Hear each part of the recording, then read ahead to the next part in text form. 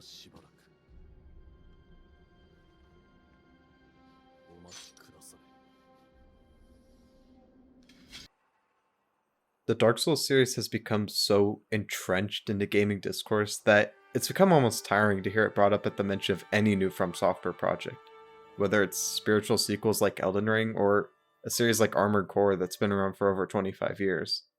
This may sound weird after the massive smash hit that was Elden Ring, but there was a period where you could easily find complaints over a perceived sense of repetitiveness in From's game design that led to phrases like Dark Souls with ninjas being used. While I think many of these points are as surface level as it gets when it comes to Sekiro, I can't help but feel like I'm walking on the most trodden path in the world to talk about one of these games. Despite this, Sekiro has a really unique focus that I feel is worthy of further examination. If you've played any video game with a combat system, you probably have some familiarity with the idea of a one-hit kill. Maybe you associate that with something like a stealth game where you stick a blade in a random guard's neck, or an RPG where you're too overleveled and one-shot every low-tier creature to approach you. It'd be easy to fall into the trap of saying that the dopamine hit is entirely the same, but there's a difference in the delivery. There's the repetitive but solid foundation of hitting enemies once in a platforming game and watching them disappear, and the tense silence that comes before a skillful headshot in an FPS that makes it all the more satisfying. It may seem like Sekiro is easiest to compare to the stealth game form of one-hit kill, and I can see it to an extent.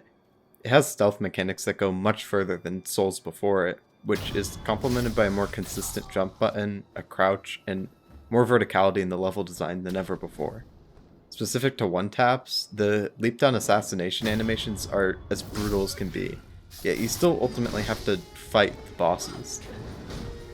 The way that Sekiro truly builds the satisfaction of one-hit kill is through perseverance.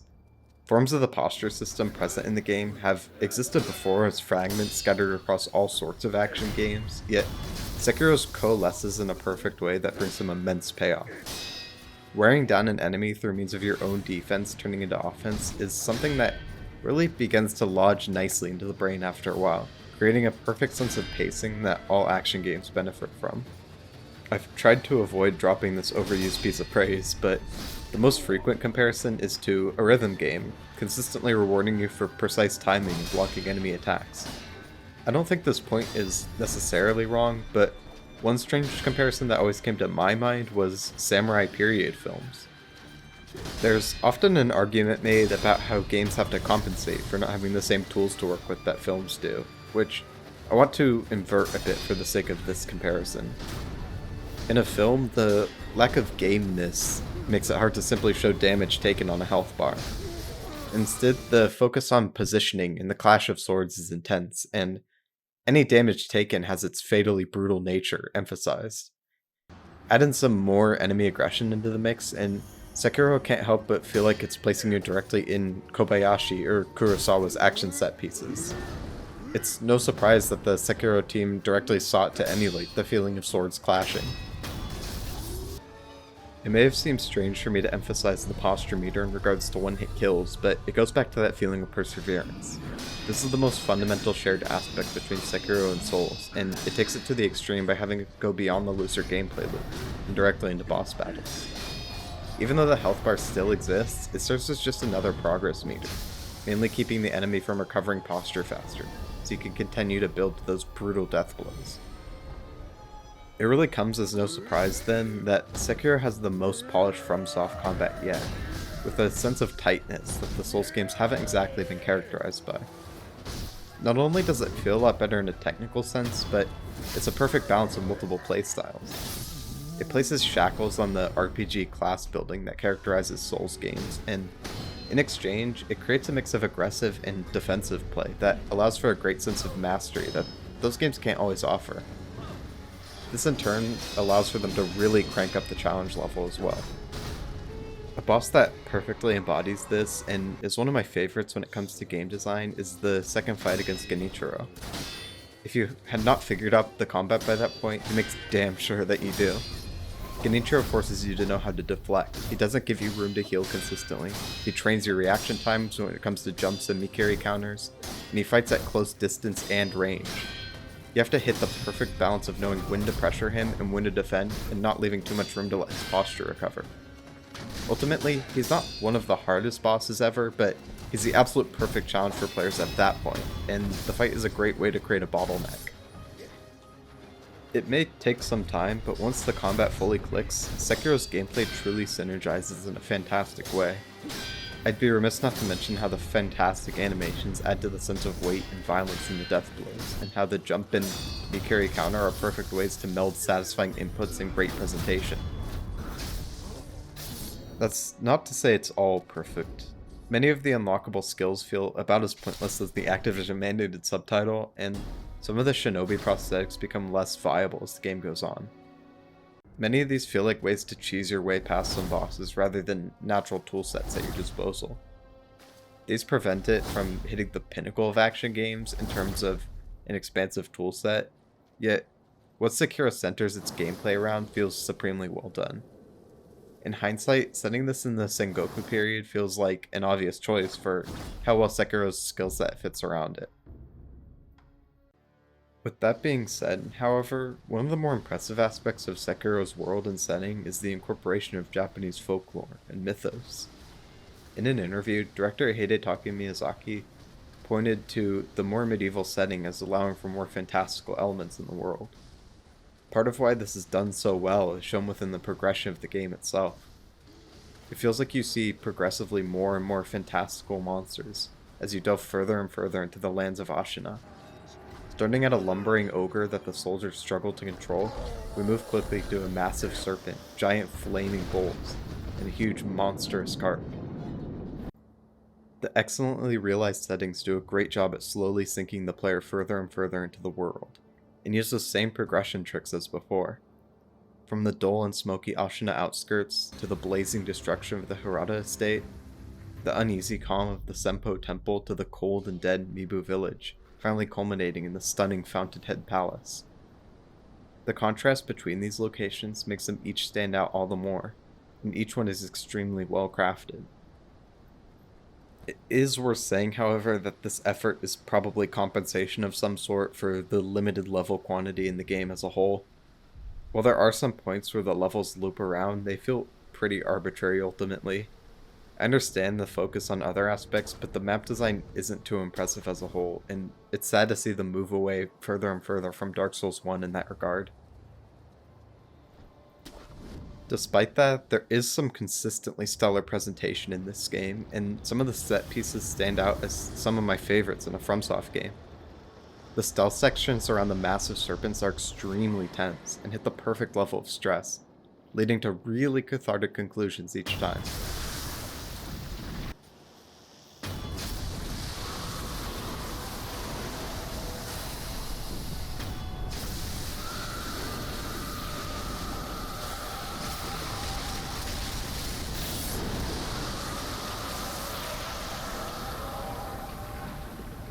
The Divine Dragon battle is fantastic as well, fully setting the stage with such a vast arena and incorporating the lightning reversal skill in a really satisfying way.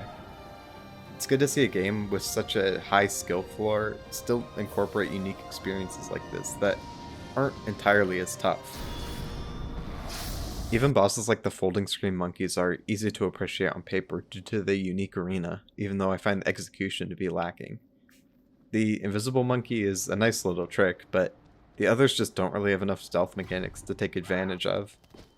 It's not just the gimmick bosses that have great arena design though, the visual flair is present through most fights. I love the war-torn field of the Flaming Hall of Lady Butterfly, and of course the breathtaking moonlit fields of the first and final boss fights.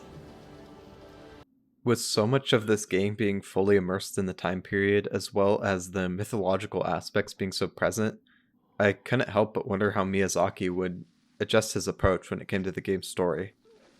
The answer was a route that was not exactly unfamiliar, but still new nonetheless.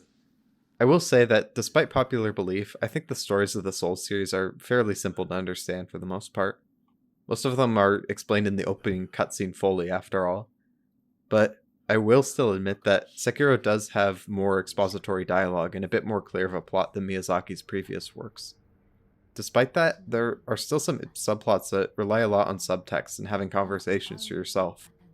Maybe this won't count to some since it's the direct ending path, but the Shuro storyline throughout this game is one of my favorites in this regard.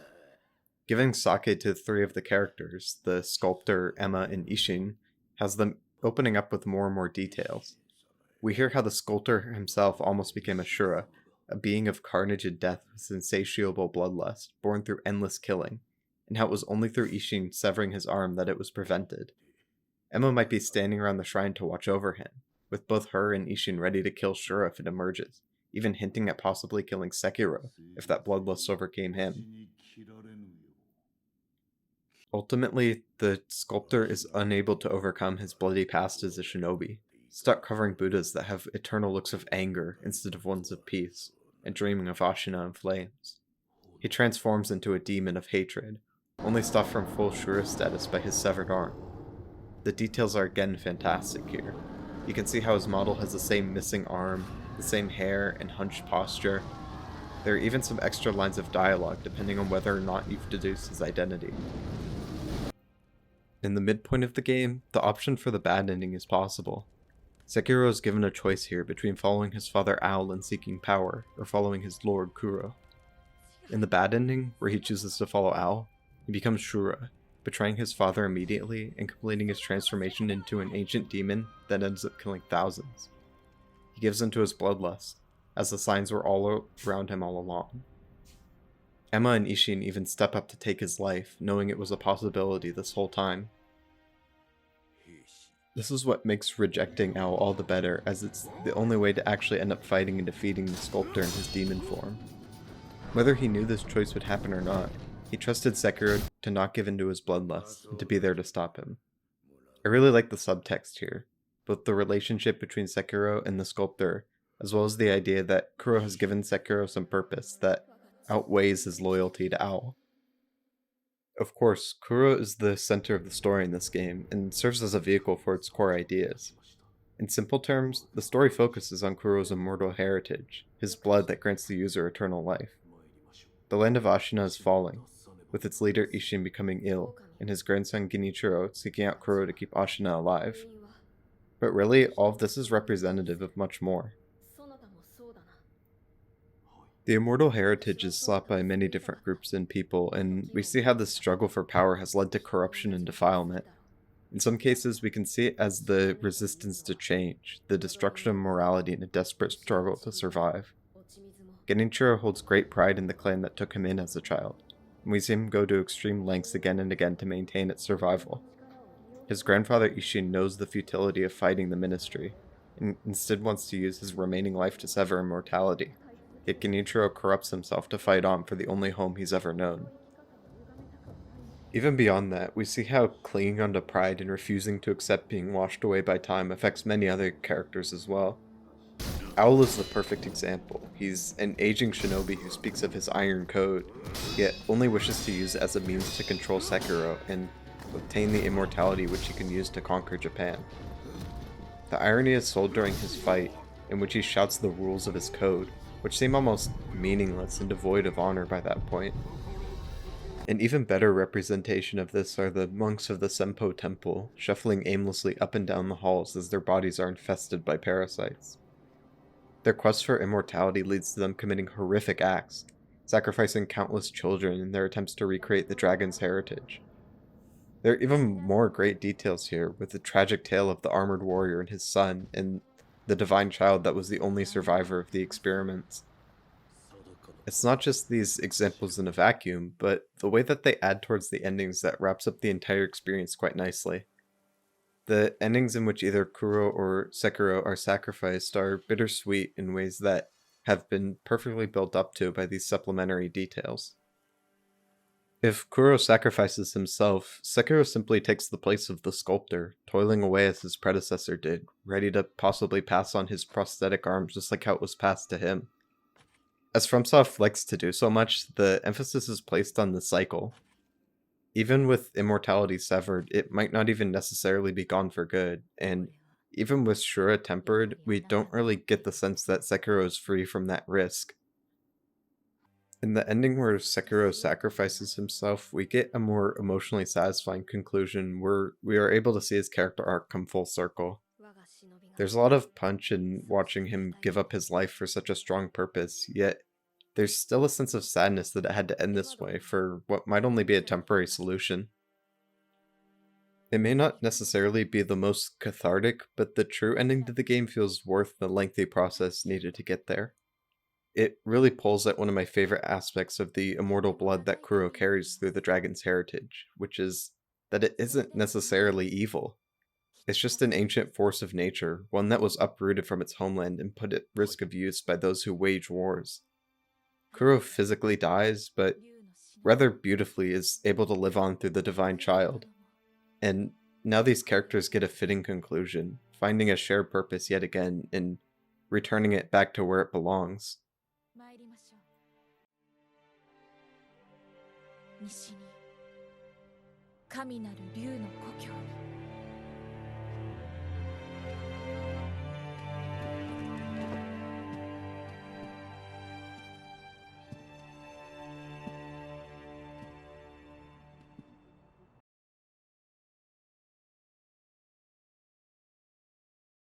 I didn't expect to spend this much time talking about the story for a game like this, but it's an instance where I feel like the lore of one of these games is able to really connect back to the plot in a way that feels substantial. The gameplay in Sekiro is fantastic, yet it's some of these small touches and details that really elevated it for me on this second go-around. Even if it's not necessarily recreating what I love about Demon Souls and Dark Souls 1, I would be happy if FromSoft was willing to make a game like this again. Sekiro is a game that I can truly confidently say I loved, and it's one that I would really hope is revisited in the future.